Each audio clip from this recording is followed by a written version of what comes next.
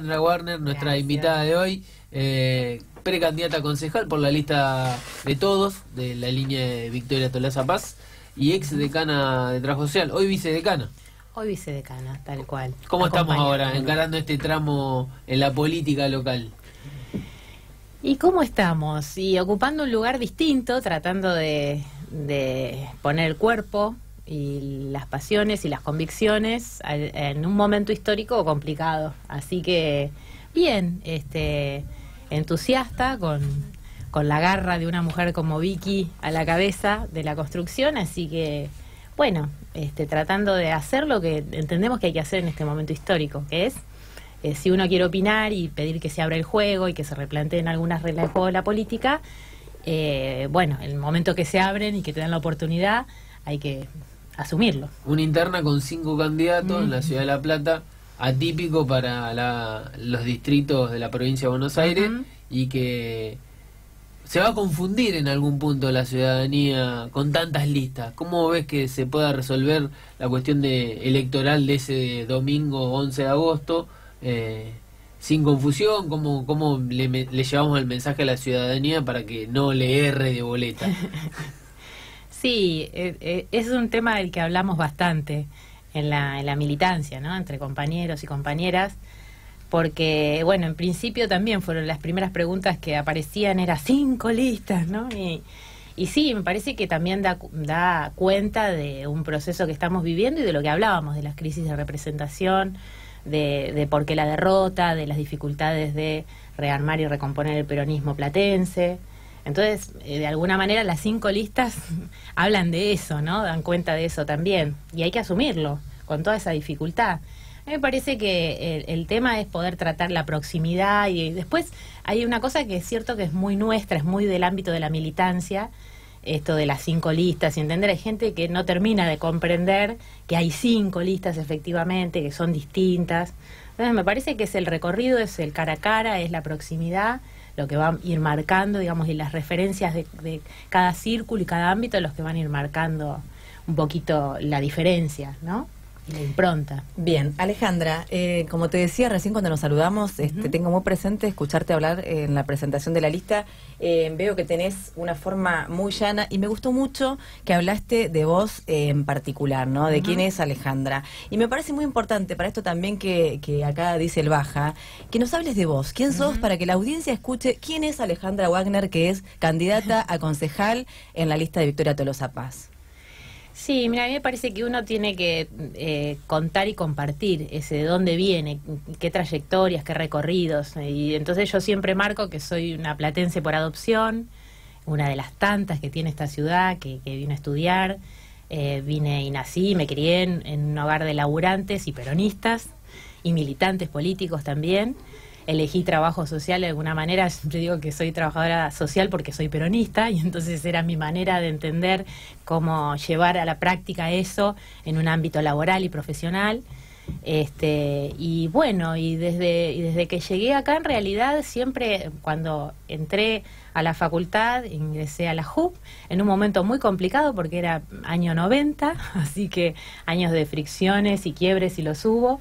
Y asumirse peronista en la militancia en ese momento era muy difícil, pero bueno, también hicimos nuestro recorrido ahí, siempre colectivamente, y después, digamos, con un poco más quebrada, pinchada y más militando, más corrida de la escena, y más o menos en el 2010, sí, con la muerte de Néstor Kirchner, por ejemplo, con un colectivo de compañeros de la IC de la facultad y de sindicatos y de otros espacios que veníamos encontrándonos después de las plazas del 2008 y de todos esos ámbitos, armamos otro espacio que fue La Ferrara, en homenaje al viejo Floreal Ferrara, que nos marcó muchísimo a nosotros en trabajo social y en salud, que son mis dos grandes pasiones.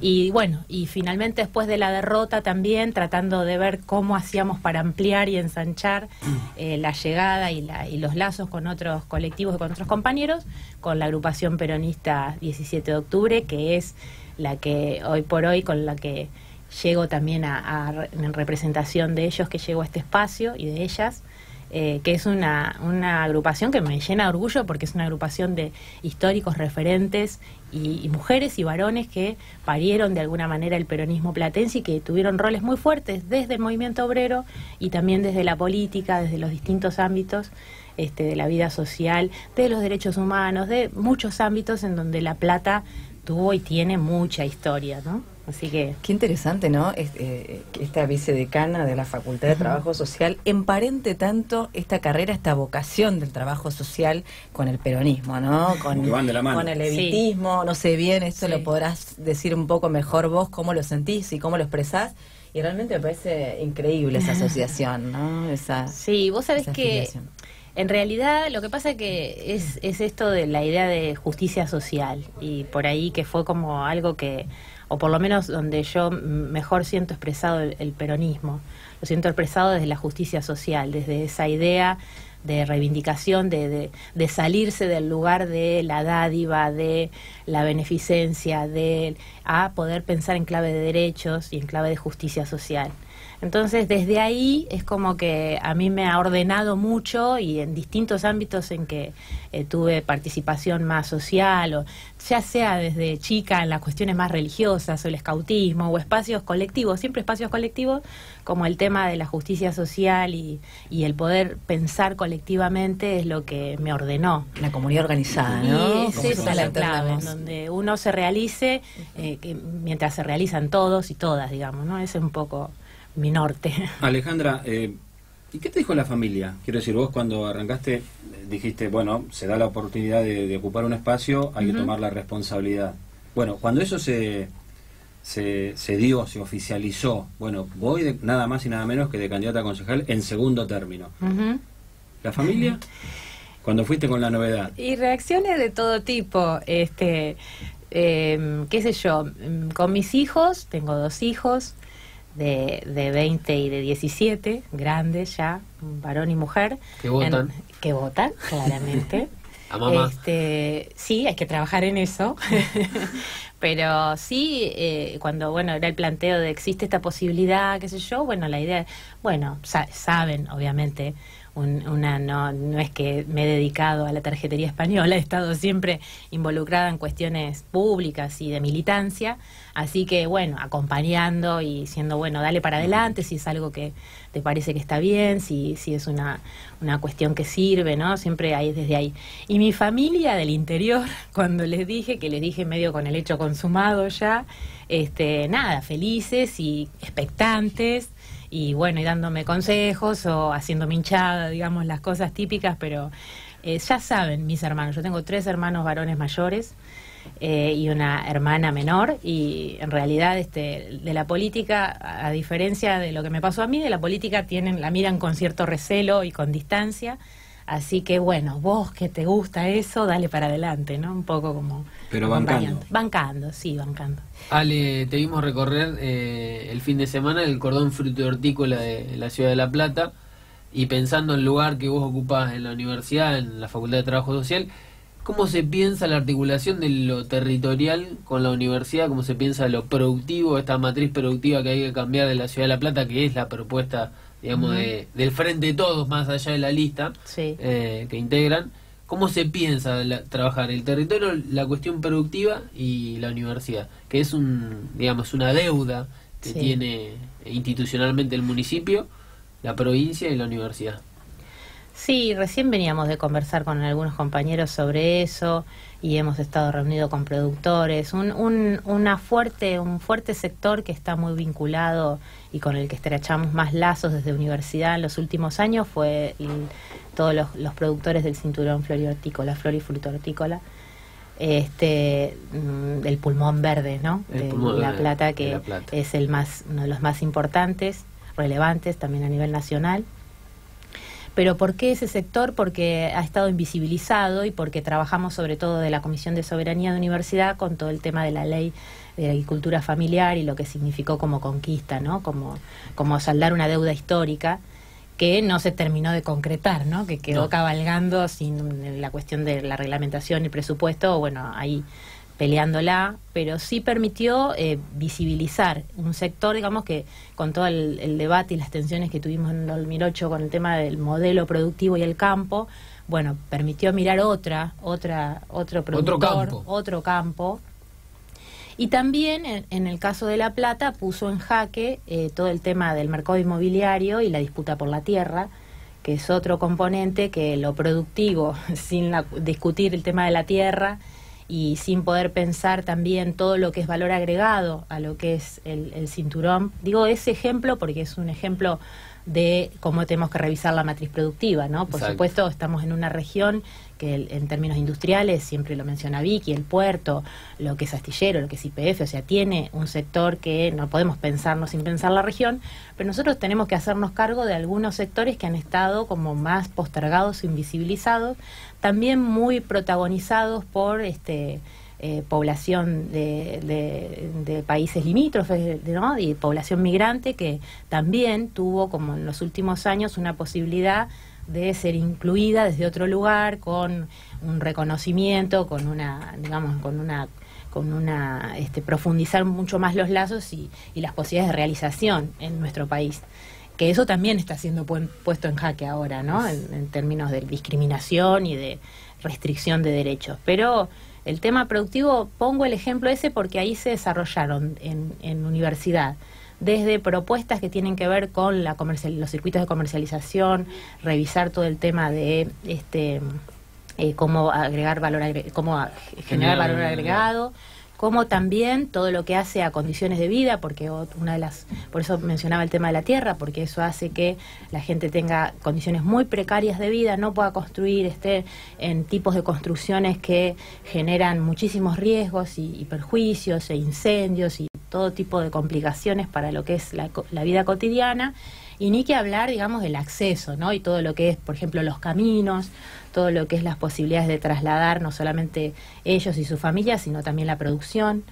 Y bueno, entonces es como que si vos te pones a andar, cada uno de esos sectores desencadena un conjunto de políticas que ordenan y que sobre cada una de esas políticas la universidad ha estado pensando cosas. Nada inédito ni en forma excluyente, porque siempre dialogamos con las organizaciones de productores, pero también con cámaras, con otros actores, ¿no? Que también inciden en la configuración de cada política. Pero me parece que ese ejemplo, incluso cuando se generó todo el tema de las tormentas acá en La Plata, viste que sí, se generó, claro, en febrero, ese febrero fatídico que estuvimos también, un montón de días sin luz y agua y demás.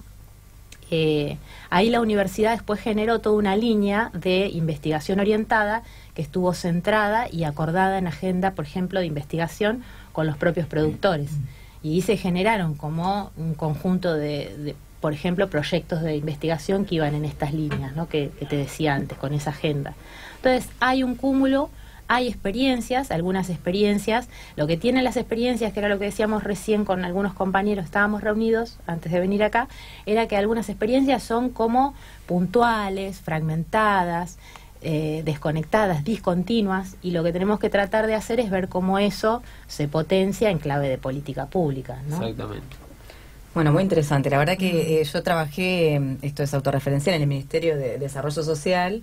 Soy abogada, no soy trabajadora social, pero siempre he trabajado mucho con trabajadoras sociales y me parece que ella ancla en un diagnóstico, ¿no? Que uno podría hacerlo extensivo ahora esta es la pregunta que es casi, no sé, un poquito arriesgada, no sé, vos decime si tiene algún tipo de posibilidad de ser respondida técnicamente y si no, que sea algo así como metafórico. ¿Vos podés hacer un diagnóstico social de cómo es la sociedad, o sea, el distrito, sí, después del pase, digamos, del gobierno nacional, del gobierno de María Eugenia Vidal y de Garro? ¿Cuál es la situación? Un informe socioambiental de cómo ves hoy la ciudad de La Plata. ¿Qué queda? ¿Qué queda? Claro. Bueno, ¿cuántos días tenemos? No, a mí me parece, bueno, eso también lo hemos Y ordenar las discutido. prioridades políticas, ¿no? En función de esto. ¿Cómo pensás vos de cómo hay que reorganizar las prioridades políticas? Yo creo que lo que más vemos en realidad, y y más se expresa desde todos los espacios colectivos y participativos en los que estamos circulando, también con ocasión con la campaña, pero nosotros por el Consejo Social y porque tenemos centros de práctica de formación distribuidos en todo el territorio, sobre todo en Gran La Plata, ¿viste? En los barrios que por ahí aparecen como más inaccesibles, más relegados. Y creo que lo que aparece sí es un gran desierto de estatalidad. Claro. Digamos, es lo que hay, se ve como grandes cráteres, como despojos, digamos, arrasamiento de institucionalidad estatal en el territorio. Y eso es el Estado presente, o sea, no está el Estado, está el Estado ausente, digamos, ¿no? Entonces, y vos te pones a mirarlo y es desde el delegado municipal o la delegada municipal inexistente, o que no está, o que no lo encuentran, o que no los recibe, o que se escapa cuando hay una dificultad, o que está cerrado y es una tapera cuando, por ejemplo, está el tema del apagón que sufrimos hace poco tiempo. O sea, es eso, desde eso hasta el centro de salud, que en realidad lo que hay a veces es una solidaridad de los propios vecinos y referentes de las organizaciones con los trabajadores y trabajadoras que están súper precarizadas, que están en una situación de no tener insumos, de no tener los horarios, de estar rotando con 5 centros, entonces no estar en ningún lado, no terminar. Esta situación de emergencia, digamos, rompió mucho el tejido social, ¿no? Los lazos, y también eso complica un poco. Hay matices, porque por suerte siempre lo colectivo, digamos, y los lazos sociales y las formas de organización y de resistencia han podido, digamos, sobreponerse y hacer frente, ¿no? a los vacíos. Digo, el tema del hambre, de la necesidad de volver a colectivizar el tema de la alimentación, que había logrado eso de alguna manera encaminarse con otros mecanismos, con políticas por ahí de transferencia de monetaria o de otras coberturas, y hoy por hoy hubo que volver a un repliegue y se amplía cada vez más tanto los días como las frecuencias, como las raciones, como los miembros de las familias que tienen que recurrir a una provisión de alimentos o el acceso a alimentos en algún espacio que se conforma ante la emergencia por las propias organizaciones y referentes. Lo que notamos es que digamos, hubo un fortalecimiento y sobre todo y expansión de procesos organizativos en el territorio, que son los que permitieron amortizar de alguna manera toda esta debacle, ¿no?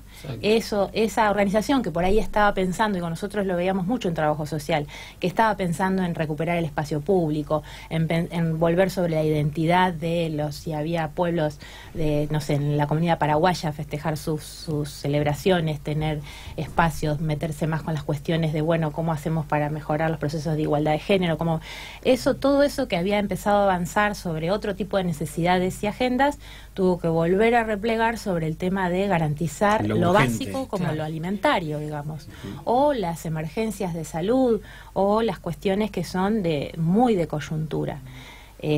¿Cómo se recompone eso? Yo creo que a un Estado que no está, hay que traerlo de nuevo, digamos. Tenemos que volver a reencontrar la estatalidad con la población, y eso se hace volviendo la mirada sobre las instituciones existentes y las que hay que crear, porque también hay que pensar, digamos, nosotros siempre también decimos en clave de planificación que la gente tiene problemas sociales y el Estado tiene ventanillas. Entonces tenemos que tratar de pensar más en clave de formas de institucionalidad en las que se conjuguen la cuestión más intersectorial y sean las personas las que sean, digamos, las que sean abordadas con sus problemáticas por distintos actores en general, equipos interdisciplinarios o espacios en donde hagamos confluir las políticas y no los hagamos transitar peregrinando en laberintos interminables, ¿no? De ventanillas y de mecanismos más nuestros de burocracia. Exacto. O sea que en línea con eso que vos decís, lo que se puede concluir es que a ese Macri Vidal Garro, digamos, la sociedad lo afrontó o se defendió desde el club, desde la sociedad de fomento, desde ahí. Desde lo colectivo, me parece que el tema de lo público, hacer público el problema, o sea, me parece que ahí también, bueno, con todas las cuestiones de género, creo que contribuimos mucho a esa discusión de cómo sacar de la esfera privada cuestiones que son de interés y de corresponsabilidad pública, y como el tema de los pibes o las discusiones, ¿no?, sobre las infancias y los problemas, bueno, empezar a corresponsabilizar. Me parece que lo que empezó a ver es una cuestión de llevar a lo público la situación. Es muy difícil la situación que queda con una familia con el principal proveedor o la principal proveedora despedidos de un trabajo de muchos años, que es lo que pasó con el macrismo, digamos, y con Vidal y con Garro. Empresas de muchos años, gente a punto de jubilarse, gente con una identidad forjada por haber hecho un trabajo toda su vida. Todo eso, bueno, sacarlo de la esfera privada y no generar y reforzar esa cosa de culpabilización y de responsabilidad individual, y poder empezar a plantearla y tratarla de abordarla en clave colectiva, me parece a mí que es lo que permitió ciertos umbrales de resistencia y de contención. Yo sí. lo pensaba, Sí. siempre es difícil hacer una comparativa, pero en aquellos años 90, digamos, tal vez esa red social, el modelo de aquel tiempo, que es bastante similar a este, por no decir el mismo, logró destruir mucho más, digamos. Pienso en 12 años transcurridos, dejaron una red que es lo que ha permitido defender, ¿o no? Y a mí me parece que sí, en clave sobre todo de la recuperación de la política como herramienta. Me parece que eso que decimos tanto, ¿no?, de volver sobre la militancia y la reconstrucción de lo público, también en la politización de la vida social. Entonces, que empezaba a ver, se activaran y se revitalizaran espacios de participación de todo tipo, como ustedes dicen, los clubes, las organizaciones de población migrante, las redes, qué sé yo, desde lo educativo, desde salud también, digamos, con promotores, con otros actores y referentes, y ahí también la universidad ha contribuido. Es un semillero importante, ¿no? Ha contribuido con todos esos actores en la trama, circulando y transitando el territorio. A veces hacemos un poco de iatrogenia, hay que decirlo, pero en general tratamos de fortalecer y contribuir, y creo que eso en gran medida, y sí, ahí sí creo que el basamento que dejaron los 12 años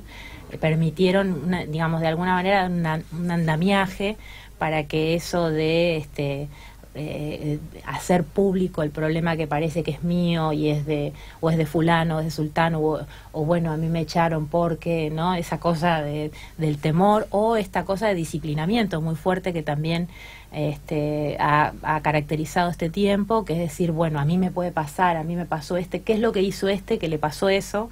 O con qué tiene que ver, ¿no?, además en el plano individual.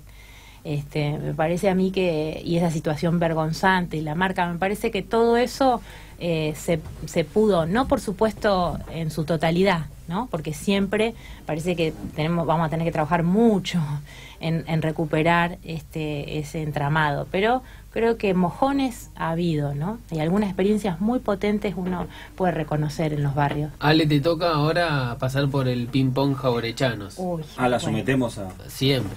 Bien. Siempre. Bueno. Es un Mirá cómo se ping-pong. acomoda en la silla. Sí, tampoco sufre. ¿Cómo es esto? Es un ping-pong. Bien. Preguntas, algunos eslogan, algunos lemas históricos. Pero apelamos a tu, digamos, Poder de precisión síntesis y contundencia. Exacto. Bueno. Yo arranco con Victoria Tolosa Paz. Bueno, Victoria Tolosa Paz, el tsunami, como le digo yo. Victoria, una compañera coraje, apasionada, con convicción, con decisión, una lideresa, y alguien que la verdad que a mí particularmente me conmueve y me interpela profundamente todo el tiempo me está interpelando. Bueno, muy bien. ¿Se aplica la premisa peronista, el que gana conduce, el que pierde acompaña? Ajá. Bueno, yo soy peronista, profundamente peronista. Entonces la premisa Por lo la tenés tanto, para mí la premisa impregnada. tiene que ser, pero además porque la premisa es un acto de responsabilidad también. No podemos asumirnos peronistas si no entendemos que el tiempo histórico reclama y exige que peleemos por un gobierno popular.